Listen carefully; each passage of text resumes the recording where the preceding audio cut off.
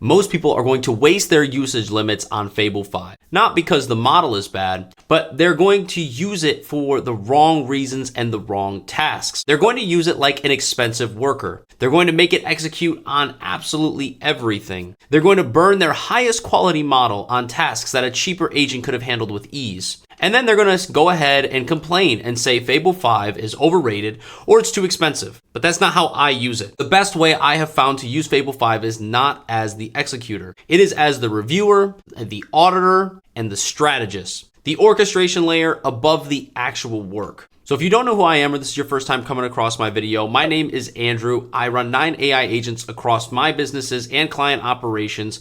I have put over 1,000+ hours into OpenClaw and Hermes combined, and I have scaled my AI agency to over 5 figures per month without hiring a single human employee. And in this video, I'm going to be talking about how I actually use Fable 5 inside of my operations. And before I get into the workflow, comment down below and tell me how you are using Fable 5 right now. Are you using it just like a chatbot to get better answers? Are you using it inside of Claude Code? Or are you using it as the reviewer over other agents and workflows? Because that difference matters a lot. Talking to you directly, like, it's worth the money. The answer is not hundreds, it's thousands. Let me set you up with Andrew. Now, at the time I am filming this, I have probably used Fable 5 for around 20 hours at this point, and I have been using it completely to review and optimize and orchestrate everything inside of my current operations. Not in a cute demo way, like I mean an actual operational overview and overhaul. It's doing gap analysis, it's looking at the strategy, it is improving all of my workflows and making all of my systems 10 times better. Now, the first 8 hours Fable 5 was out, I used it basically the entire time. I had 5 different Fable 5 Claude Code instances running, and all of them were running at max effort. I did not use Ultra Code, I just used max effort. And after 8 hours with 5 different instances running, I had only used around 30% in a 5-hour window of my usage, and less than 10% of my weekly usage. And that is what has impressed me a lot, because if I had been using Fable 5 to execute every single tiny task, I probably would have burned through it so much faster. But I wasn't doing that. I was using it where the reasoning actually mattered and played a pivotal role. I was using it to review the work, to find all the gaps in my workflows that I have built, to improve all the plans that I had, to tell me where my systems had flaws and where they were weak, and to look at my operations and just make them 10 times better. Now, here is the cleanest way to think about it. Okay, you are the operator. Okay, Fable 5 is the high effort reviewer and strategist. Hermes, OpenClaw, Claude Code, and cheaper models can be utilized as the execution layer. That's the stack. Simple. You do not need Fable 5 to do every piece of work for you. You need Fable 5 to make sure that the work is correct, complete, strategic, and not missing something obvious. So, if I am using Hermes or OpenClaw, which I am, I let those agents execute the task. They write the file, they update all the workflows, and they actually do the execution of building the system. They do all of the research, okay, and they create the plan with Fable 5. And then I take that output and I send it to Fable 5, usually as a Markdown file. And then I ask Fable 5 to review it at max effort, okay? Now, the Markdown handoff is important because Fable 5 does not need to live inside every tool to be valuable, okay? It just needs the right context. It needs the right output. It needs the right constraints. It needs to know what the agent was actually trying to do and what your goal actually is. Then it can come back and say things like, hey, this is weak. You're missing all of this. This claim is absolutely not proven. This workflow has this gap, this gap, this gap, and this gap. And this should be split into a different step for you.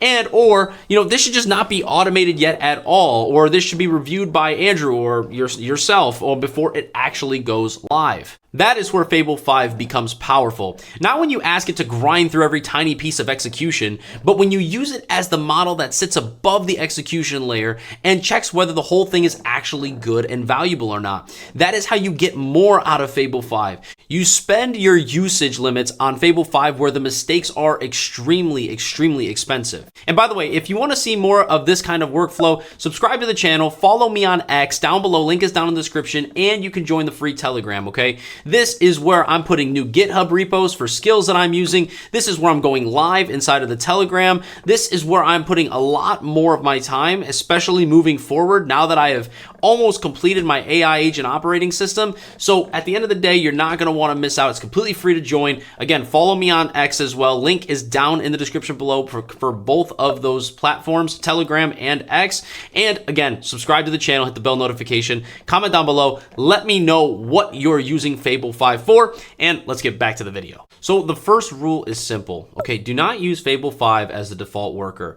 Use cheaper agents for execution first. If you're wanting to know what I'm actually doing and what I'm using, I'm currently utilizing my Hermes agent, and I'm utilizing that agent on GBT 5.5 Codex where I've OAuth'd into my subscription, and I'm using it on extra high effort level and reasoning. So if you are using OpenClaw or Hermes, then let them do the work. If Claude Code can make the change, then let Claude Code make the change. If a lower cost model can draft, search, organize, and summarize well enough, then let it do that. Then bring Fable 5 in when the work just needs judgment and to ensure that it is actually aligning with your goals and what you're actually trying to produce as the outcome, right? It's good enough to be able to course correct whenever it needs to based on you giving it each and every step of the process to get to the final output. Now, the second thing is to use max effort where reasoning quality actually matters.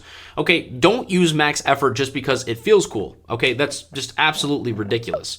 Now, using it for audits, strategy reviews, gap analysis, and like very high stakes plans or like complex operations and architectural decisions in your business or whatever you're using it for, anything where a small miss could cause a lot of downstream problems, that is where Fable 5 earns its place. Now, if you want me to be completely honest with you, I'm going to be very transparent here. I'm not saying that Fable 5 should replace everything else. That is the opposite of this whole video. The whole reason this works so well, for me especially, is because Fable 5 was not the executor. It was just the reviewer. It was the auditor. It was the strategist behind all the operation improvements. It was the thing that in the model that was looking over the work and helping me make the operation 10 times more effective and better. I am using Fable 5 on max effort all the time.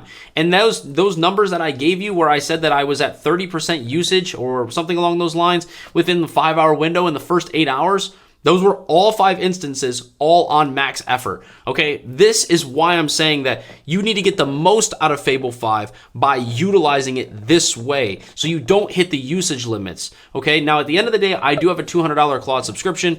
Now I want to make that very transparent and very clear. But at the end of the day, I was talking to one of my older clients and he was telling me he was hitting his $200 usage limit plan very quickly. And he goes, well, what are you doing? And I told him what I'm doing, which is what I'm conveying to you in this video. He told me he was using it for everything. And I'm like, no, switch it. Don't actually utilize it for everything. So there's a lot of actual like substance to what I'm telling you here. It's from pure experience, and one of my previous clients was doing the exact opposite and was running into these issues. So trust me when I tell you that like I'm telling you this from experience and from a previous client who was doing potentially what you're doing and running into the same limits that you were running into currently.